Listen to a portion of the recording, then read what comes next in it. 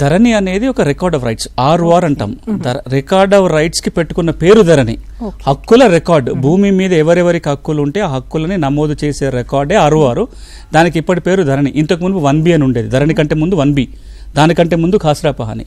ఇప్పుడు ఏమవుతుంది అంటే ఈ చట్టమే సెక్షన్ 4లో స్పష్టమైన సమాధానం చెప్తుంది. 3-4 జరిగే అవకాశాలు ఉంటాయి. ఈ రోజున ధరణి పేరుతో ఏదైతే ఆర్ఓఆర్ రికార్డు ఉందో అది కొనసాగుతుంది. తాత్కాలికంగా అదే యథాతథంగా కొనసాగుతుంది. నంబర్ 2, అందులో ఏవైతే తప్పులు ఉన్నాయో ఆ తప్పులను సవరించుకోవడం కోసం ఈ చట్టంలో అధికారాలు కల్పించబడుతున్నాయి. ఈ రోజున ఏవైతే వేల మంది లక్షల మంది మాకు ధరణిలో తప్పులు ఉన్నాయి సవరించండి అని దరఖాస్తు పెడుతున్నారో ఆ దరఖాస్తులని పరిశీలించి సమస్య తీర్చడానికి ఈ చట్టం అవకాశం కల్పిస్తుంది. ఇది నంబర్ 2. నంబర్ 3, ఇప్పటికీ ధరణికి ఎక్కని అంటే ఆర్ఓఆర్కి ఎక్కని భూములు ఉన్నాయి. ఒక 18 లక్షల ఎకరాల భూమి ఇంకా ఆర్ఓఆర్కి ఎక్కలేదు. అంటే వాళ్ళకి దున్నుకుంటున్నారు, ఇంతకుముందు పాత పట్టాలు ఉన్నాయి, ఎక్కలేదు. వాళ్ళని ధరణికి మళ్ళీ ఎక్కించడానికి నియమం ఉంటుంది.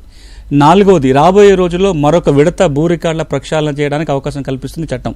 టెంపరీ భూధార కార్డు ఇస్తామంటున్నాం. అంటే అన్ని రికార్డులు పరిశీలించి అన్ని బాగుంటే భూధార కార్డు ఇస్తారు. ఇక చివరిగా రేపు రాబోయే రోజుల్లో భూముల రీసర్వే చేసి అంటే ఇంచు గుంట భూమి మళ్ళీ కొలిచి కొత్త రికార్డు తయారు చేసుకొని కొత్త ఆర్ఓఆర్ తయారు చేయడానికి కోసం కూడా ఈ చట్టంలో నిబంధన ఉంది. అంటే ఉన్న రికార్డు కొనసాగించు, సవరించుకోవచ్చు, కొత్త రికార్డు కూడా తయారు చేసుకోవడానికి అవకాశం ఉంది.